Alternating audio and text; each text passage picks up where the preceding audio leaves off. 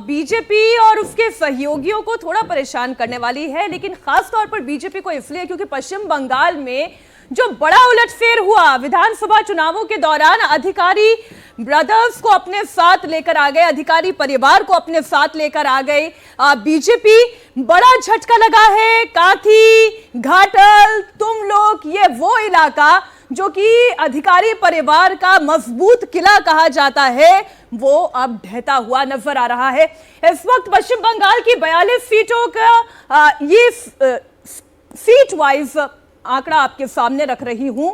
इसमें आप देखिएगा, जो मेरे पास खबर है वो ये है कि 10 सीटें कम से कम ऐसी हैं बंगाल में जिन पर जो मार्जिन है वो 1000 सीट वोटों का है।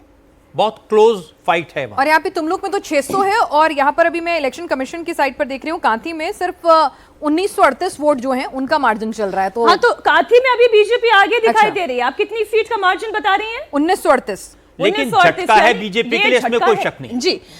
मेदिनीपुर देखिए, बीजेपी आगे दिखाई दे रही है। घाटल टीएमसी के पास जाती दिखाई दे रही है। झारग्राम की बात करें, तुमलुक की बात करें, ये 3 सीटें, ये जो आप सीक्वेंशियली देख रहे हैं, तुमलुक, कांथी और घाटल, ये 3 सीटें बीजेपी एक्सपेक्ट कर रही थी कि ये बीजेपी के खाते में जा सकती है, लेकिन एक तुमलुक और घाटल, इन 2 सीटों पर बड़ा झटका दिखाई दे रहा है।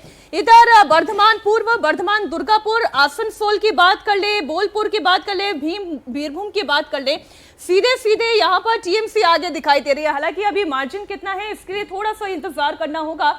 आप लोगों के पास इंफॉर्मेशन आ रही है तो प्लीज साझा करें। हाँ, कई सीटें ऐसी जिसमें 1900, 600, जो तीनों सीटें आपने बात की, शुभेंदु अधिकारी की 2100, इस तरह के मार्जिन से जो हैं वो तृणमूल कांग्रेस के जो कैंडिडेट हैं वो आगे चल रहे हैं। हालांकि घाटल पे कहा जा रहा था जो सिने स्टार हैं देव, वो काफी उनका एक एडवांटेज रहता है।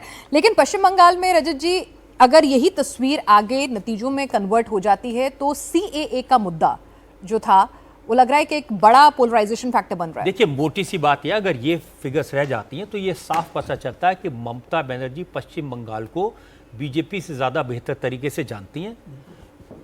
पश्चिम बंगाल में कैसे इलेक्शन लड़ना है, कैसे जीतना है, ये उन्होंने पिछले असेंबली इलेक्शन में भी साबित कर दिया था। ठीक है, बीजेपी ने आज CPM और कांग्रेस को पीछे छोड़ के वो प्रिंसिपल ऑपोजिशन पार्टी बन गई है, लेकिन ममता बनर्जी जिन्होंने CPM को उखाड़ा था, उनको उखाड़ पाना बीजेपी के लिए संभव नहीं है। ये उन्होंने असेंबली में प्रूव कर दिया और ये अब लोकसभा में भी प्रूव कर दिया।